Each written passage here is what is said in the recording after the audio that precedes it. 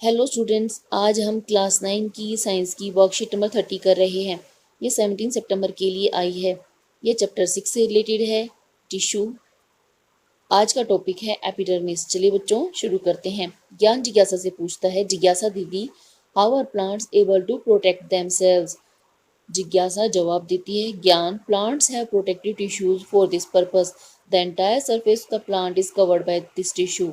Their main task is to protect the parts of the plant. They are also called simple tissues, but their main function is to different. But their main function, but their function is different from supportive tissues. These are of three types: epidermis, stomata, and cork. Plant के पास भी protective tissues होते हैं। इनका main काम होता है plant की protection करना। जैसे हमारी बॉडी के ऊपर स्किन प्रेजेंट होती है और ये बाहर के एनवायरनमेंट से हमें प्रोटेक्ट करती है, इसी तरह से प्लांट को प्रोटेक्ट करने के लिए इस पर एपिडर्मिस की लेयर प्रेजेंट होती है। इस तरह के टिश्यूज तीन टाइप के होते हैं: एपिडर्मिस, स्टोमेटा और cork. Epidermis, all parts of the plant like flower, leaves, stem and outer layer of the roots are covered by an external layer of cells called epidermis. Plants के flower, leaves, stem, roots सभी में एक layer epidermis की जरूर present होती है। जैसा कि आप यहाँ पिक्चर में भी देख सकते हैं, इसमें सबसे ऊपर जो ये सेल्स की लेयर दिखा रखी है, यह एपिडर्मिस है। The most of the cells are usually flat. Their outer cell wall is thicker than the inner cell wall. Epidermal cells of aerial parts produces a layer known as cuticle on it, which often secretes a waxy, water-resistant substance called cutin. It is more prominent in the aerial part of the desert plant.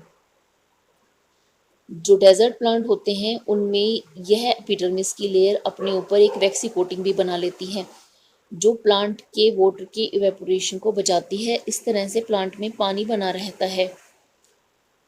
इस water resistance layer को cuticle कहते हैं और जो इसके ऊपर substance deposit हो जाता है, इसे क्यूटिन बोलते हैं। This provides the protection against loss of water, mechanical injury and invasion by parasitic fungi. Cuticle of the epidermis controls transpiration. ये ट्रांसपिरेशन को भी कंट्रोल करता है। Epidermal cells of the roots absorb water with the help of hair like extensions called root hairs. Root hair increases the water absorption capacity of the roots. Plant की roots के अंदर भी epidermis की layer present होती है, लेकिन वहां पर इसका काम वाटर को एब्जॉर्ब करने का होता है। इसके ऊपर हेयर लाइक स्ट्रक्चर भी प्रेजेंट होते हैं, जिन्हें रूट हेयर्स बोलते हैं।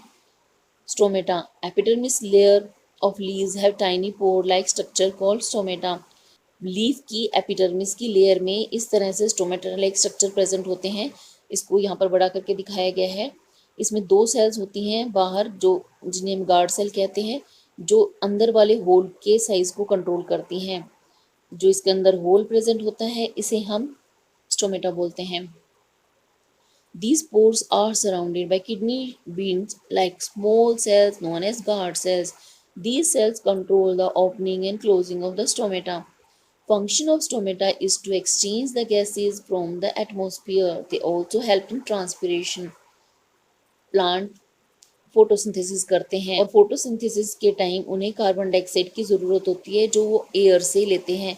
ये इस होल के थ्रू, इस स्टोमेटा के थ्रू एंटर करती है और इसी से ऑक्सीजन भी बाहर निकाली जाती है। इस तरह से गैसेस के एक्सचेंज में हेल्प करता है। ये ट्रांसपिरेशन में भी हेल्प करता है। Cork cambium, as the plant grows older the tissues on the outer layers of roots and stem become hard and convert into cork. जैसे जैसे प्लांट बड़ा होता जाता है, इसके बाहर की लेयर थिक होती जाती है और यह कोर्क में कन्वर्ट हो जाती है। इसके एपिडर्मल सेल्स कोर्क बनाने लग जाती हैं। This produces a multi layer outer covering known as bark on the plant. और इस तरह से ट्रीज के ऊपर बार्क बनती है, जैसे कि डायग्राम में देखा।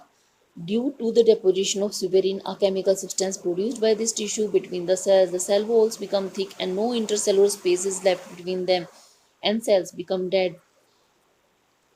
इसके आउटर लेयर के ऊपर सेल्स के बीच में सुबेरिन एक सब्सटेंस होता है जो प्रेजेंट होता है, जो इसकी सभी लेयर्स को आपस में चिपका देता है और सेल्स के बीच में गैप नहीं रहता।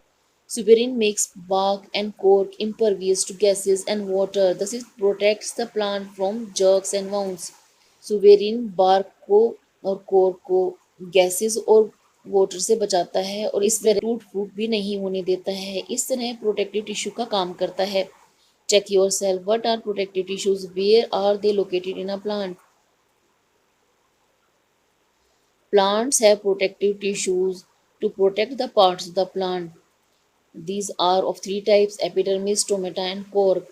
Epidermis is present as the outer layer of leaves, stems, and roots. Stomata is present in the epidermis layers of the leaves. Cork is present on the outer layer of roots and stem, which becomes hard and convert to cork. Write the functions of epidermis. Cuticle of the epidermis controls transpiration. It provides protection against loss of water, mechanical injury, and from parasitic fungi. Epidermal cells, the roots absorb water with the help of hair-like structures. Where is stomata located in plants? What are the functions of the stomata? Epidermis layer of leaves have tiny pore-like structures called stomata. These help to exchange the gases from the atmosphere. They also help in transpiration. Why is cork hard? What benefits do plants get due to this? Due to the deposition of suberin between the cell walls become thick and no intercellular space is left between them and cells become dead. Suberin makes the bark and cork impervious to gases and water and thus it protects the plant from jerks and wounds. आज की worksheet में हमें इतना ही करना है। जल्द ही next worksheet के solution के साथ मिलेंगे।